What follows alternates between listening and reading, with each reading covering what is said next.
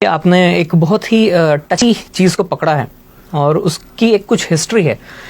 मुझे उम्मीद है कि हमारे बहुत सारे पाकिस्तानी भाई बहन भी इस शो को देख रहे होंगे और उन्हें गुजरात के दंगों को लेकर के हमेशा वन साइडेड कहानी ही सुनाई गई है। तो मैं यहाँ पर कुछ मिथ्स को बर्स्ट करना चाहूँगा। अक्सर ही बताया जाता है, पाकिस्तान के अंदर तो यही खबरें जाती हैं कि मोदी के राज में 2000 मुसलमानों को मार दिया, लेकिन एक्चुअल फिगर 2000 नहीं है। वैसे मुझे शर्म आ रही है ये नंबर्स बोलने में। ये कोई खुशी का मौका नहीं है, ये कोई खुशी की चीज़ नहीं है कि मैं ये कहूँ कि 790 मुसलमान मारे गए थे और 240 हिंदू मारे गए थे।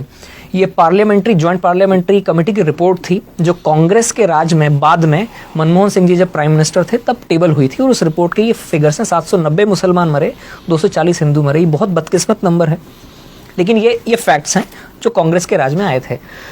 अब इमीडिएट रीजंस ये थे कि साहब एक ट्रेन थी जो अयोध्या, जो हिंदुओं का एक बड़ा, जैसे मुस्लिम भाई बहनों का जैसे मक्का या मदीना होता है, वैसे अयोध्या राम जी का जन्मस्थल माना जाता है। वहाँ से तीर्थयात्रियों की एक ट्रेन अयोध्या से लौटी थी। वो गुजरात के गोधरा स्टेशन के ऊपर थोड़ा सा आउटपोस्ट पे खड़ी हुई थी और उसमें जो यात्री थे, तीर्थयात्री थे, कुछ विश्व हिंदू परिषद के लोग थे, कुछ आरएसएस के काडर थे, जिनका अयोध्या में आना जाना लगा रहता है।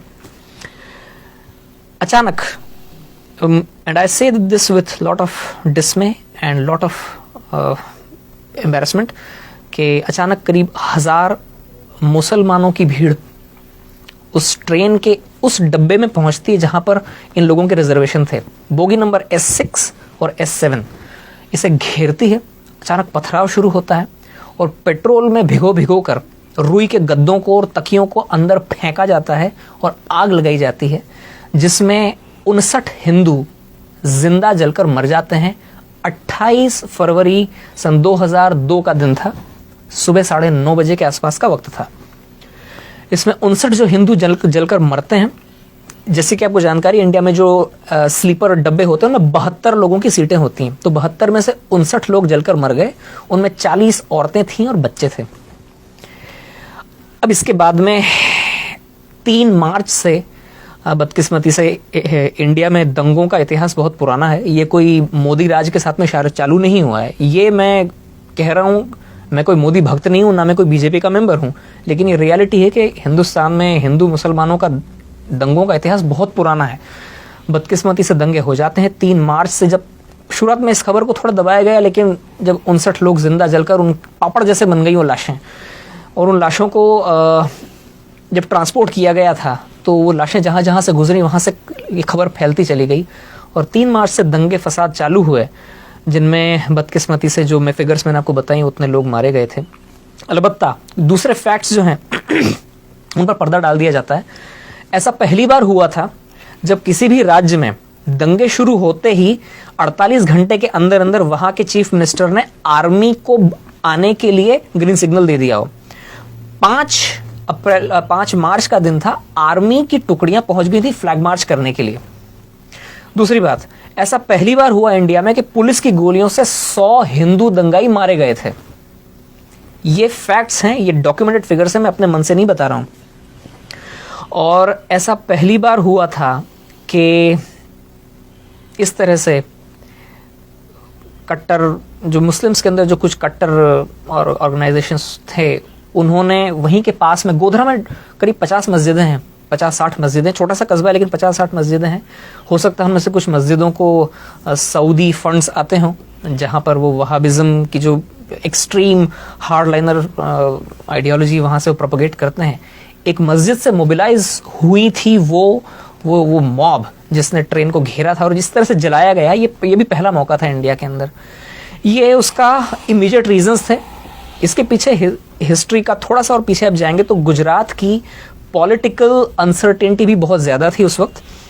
ये मार्च 2002 की बात है। उससे 2.5 महीना पहले जब दिवाली के आसपास का वक्त था, तब ही मोदी जी को पैराड्रॉप किया गया था। अटल जी और आडवाणी जी के कहने पर उनको सीधे उठाकर चीफ मिनिस्टर बनाया गया था। वे गुजरात में उसके पहले कभी असेंबली के मेंबर तो क्या, चुनाव लड़ना तो क्या, वे कभी किसी म्यूनिसिपल कॉरपोरेशन का भी चुनाव नहीं लड़े थे।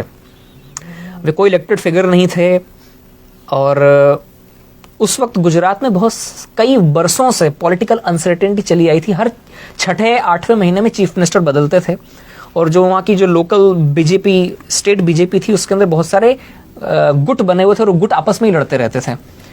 वो हालांकि बीजेपी मेजॉरिटी में थी, लेकिन फिर भी कोई एक तगड़ा लीडर नहीं था। कांग्रेस बहुत होपलेस कंडीशन में थी, लेकिन फिर भी वो इस इनफाइटिंग को थोड़ा बढ़ाने की कोशिश करती थी। कई सालों से ही चल रहा था, तो आप ये समझ सकते हैं कि पॉलिटिकल अनसर्टेनिटी थी। जब किसी भी जगह पर पॉलिटिकल अनसर्टेनिटी होती है तो वहाँ के एडमिनिस्ट्रेशन के ऊपर उसकी मार पड़ती है। एडमिनिस्ट्रेशन ढीला हो जाता है, पुलिस ढीली हो जाती है, और पूरी सोसाइटी में भी एक एजिटेशन हो जाता है, गड़बड़ हो जाती है। तो इन सब चीज़ों की रोशनी में एक नए आदमी को आप उठाकर चीफ मिनिस्टर बनाते हैं, जिसके ज़्यादा सपोर्टर्स भी नहीं थे। और इंडिया में ऐसा होता है कि काफ़ी चीज़ें इंटरपर्सनल तरीके से होती हैं। चीफ मिनिस्टर की उस वक्त हो सकता है वहाँ के पुलिस वालों से भी ज़्यादा जान पहचान ना हो, पुलिस वाले सुनते ना हो, इवन खुद अपनी ही पार्टी के लोग ऐसे मौके पर नए मुर्गे की टांग खींचने की कोशिश करते हैं कि मैं आपको यहाँ पे इसलिए टोक रहा हूँ, आपकी पूरी कहानी हम तक पहुंची और बड़ी इंपॉर्टेंट है। आपने फैक्ट्स के साथ बात की, ये वो फैक्ट्स है जो हमारे दर्शकों को जानने की जरूरत है। आपने एग्जैक्ट नंबर बताए कि हुआ क्या, इंसिडेंट क्या हुआ, क्या कुछ हुआ, और अनफॉर्चुनेटली ऐसा हुआ। मगर उसके बाद हम देखते हैं कि वो ना तो मोदी साहब ने किया था, मोदी साहब ने कंट्रोल किए, और उसी स्टेट में जहां ये इंसिडेंट पहले हुआ करते थे, फिर हमें आगे ये पता चलता है कि उन्होंने मैक्सिमम उसको कंट्रोल किया। मैं कनाडा में गया हूँ, जब मोदी साहब हार्पर गवर्नमेंट के ज़माने में यहाँ पर आए थे, तो सबसे बड़ा डेलीगेशन गुजराती मुसलमानों का उनके साथ मिला था, और कितने प्यार से वो मिले थे। मैं इस वक्त काश में रेडी होता तो मेरे पास वो वीडियो में दिखाता अपने दर्शकों को। ये तो वो फैक्ट है। अब देखिए, एक चीज और जोड़ना चाहूंगा इसमें कि उन दंगों के बाद मोदी जी, ये फैक्ट है जी, एक के बाद में 3 इलेक्शन जीते हैं, 5-5 साल। बिल्कुल ऐसा है। अगर उन्होंने दंगे करवाए होते जैसा कि लोग बोलते हैं, नहीं, वो तो एक सिस्टेमिक कैंपेन है ना उनके खिलाफ, डेमोनाइज करने की। तो गुजरात की जो पब्लिक है, इंडिया की सबसे ज्यादा एजुकेटेड पब्लिक में से मानी जाती है। वो इतनी बेवकूफ तो नहीं है कि किसी मास मर्डरर को एक के बाद में 3 इलेक्शन जिताएगी। और दूसरी बात यह है कि एक बार जब ये जम गए वहां पर, तो इतिहास साक्षी है, तारीख गवाह है कि उसके बाद में फिर गुजरात में कभी कोई दंगा नहीं हुआ जी। और ये बड़ी दिलचस्प बात है कि आज भी इस आदमी की तनकीद करने के लिए लोगों को कुछ और नहीं मिलता है तो 17 साल पीछे जाते हैं। राइट। मतलब 17 साल से ये आदमी लगातार या तो गुजरात का चीफ मिनिस्टर था या इंडिया का प्राइम मिनिस्टर था। इन 17 सालों के कालखंड में इस आदमी के खिलाफ बोलने के लिए किसी को कुछ नहीं मिल रहा है। मतलब तो वो ये जो 17 साल पीछे जाना पड़ता है लोगों को। अच्छा, ये बड़ी दिलचस्प बात है।